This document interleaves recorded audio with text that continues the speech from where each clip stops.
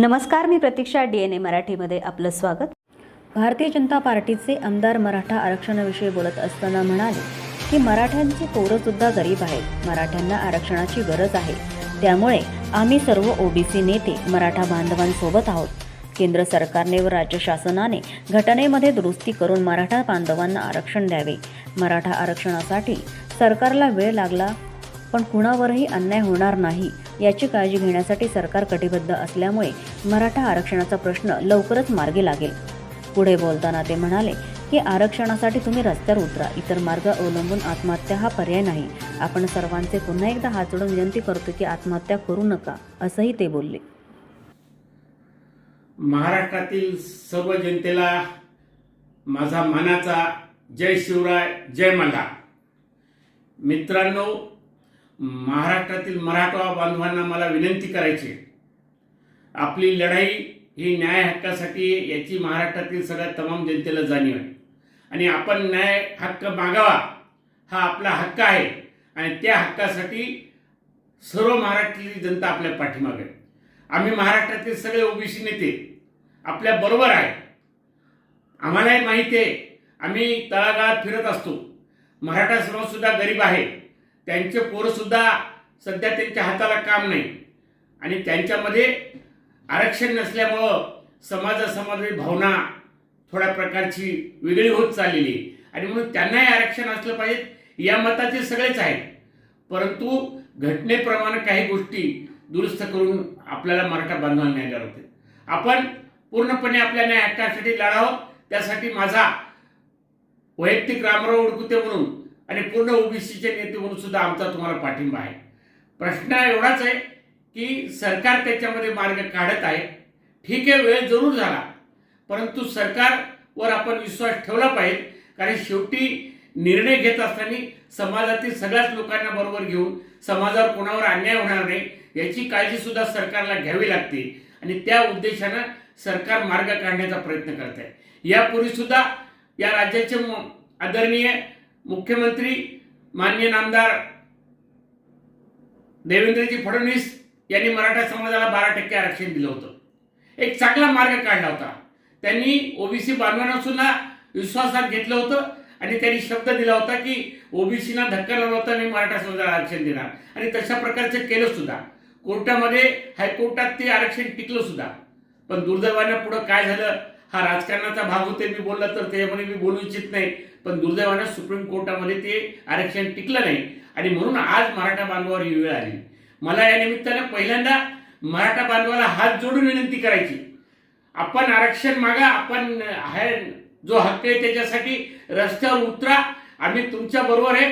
परंतु जे बांधव आत्महत्या करतात त्यांना पुन्हा एकदा हात जोडतो की अशा प्रकारचे पाऊल आपण उचलू नका. कारण आपण समाजासाठी झटावं हे जरी असेल, परंतु आपण ज्यांनी आपल्याला जन्म दिला त्यांच्या काय भावना होत असतील, आत्महत्या झाल्यावर त्यांच्यावर काय वेळ येत असते याचा सुद्धा आपण जरा विचार करा आणि म्हणून हे टोकाचं पाऊल पहिल्यांदा उचलू नका अशी आपल्याला पुन्हा एकदा नम्र हात जोडून विनंती करतो. आपल्याबरोबर सगळा महाराष्ट्र आहे. आम्ही ओबीसीचे सुद्धा नेते, आम्ही मराठा समाजाला मोठे भाऊ मानतो. परंतु आमचं तुम्हाला एवढंच म्हणणं आहे की सरकारला मार्ग काढू द्या. छोट्या भावातल्या ताटातलं घेऊ नका. अशा प्रकारची आपल्याला सुद्धा आम्ही विनंती करत आहे. मला जरंगे पाटलाला मनापासून धन्यवाद द्यायचे आहे. आमचा धनगर समाज सुद्धा आरक्षण चालू आहे. घटनेनं तर आम्हाला 36 नंबरवर आदिवासी म्हणून जाहीर केले, तरी सुद्धा 75 वर्ष झाले आम्हाला न्याय मिळत नाही. त्या न्याय हक्कासाठी धनगर समाज लढत आहे. जरंगे पाटलाला पुन्हा मनापासून धन्यवाद द्यायचे. ते चोंडीला जाऊन त्यांनी धनगर समाजाच्या आरक्षणाला पाठिंबा दिला. त्यांनी आश्चर्य व्यक्त केलं. मला तर एक नवीनच कळालं म्हणले की धनगर समाजाला या राज्यात वेगळं, या राज्यात वेगळं, महाराष्ट्राचाच एका जातीला केंद्रात ओबीसी, राज्यात NT अशा प्रकारचं इलेक्शन आरक्षण आहे याची सुद्धा त्यांनी एक आश्चर्य व्यक्त केलं. पण हे राज्य घटनेप्रमाणे चालते, काही गोष्टी चालतात. आम्हाला एसटीचं आरक्षण राज्य सरकार देऊ शकलं नाही आणि म्हणून त्यामधलं मधला मार्ग हा NTचा काढला. खरं म्हणजे आमची ती मागणी नव्हती, परंतु सरकारनं फुलाची पाकळी म्हणून NTचं आरक्षण दिलं.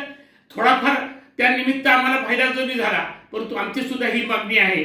पण त्याला सुद्धा जरांगे पाटलाने पाठिंबा दिला आणि मराठा आणि धनगर एकत्र आपण लढूया असं सरकारने म्हणले. मी खात्रीने सांगतो की पूर्णपणे आमचा मी तर तुम्हाला जाहीर पाठिंबा व्यक्त करतो, परंतु ते करत असताना आपण टोकाचे पावले न उचलता आपण एक चांगली शांतपणे ज्या पद्धतीने जरांगे पाटलांनी विनंती केली की आपली लढाई टोकाची, मला खात्री आहे उद्याच्या सोमवारी उपसमितीची बैठक आहे, त्यामध्ये निर्णय घेतला जाईल. सरकार पूर्णपणे मार्ग काढण्याचा प्रयत्न करेल आणि सरकार चालत असताना कुठल्याच जातीवर अन्याय होऊ नये याची सुद्धा भावना सरकारची असल्यामुळं सरकार सगळ्यांना बरोबर घेऊन कुठल्यावरही अन्याय होणार नाही अशा प्रकारचा मार्ग काढणार आहे. मला खात्री आहे आज गावोगावी गावबंदी केलेली आहे, पुढाऱ्यांना अडवतात.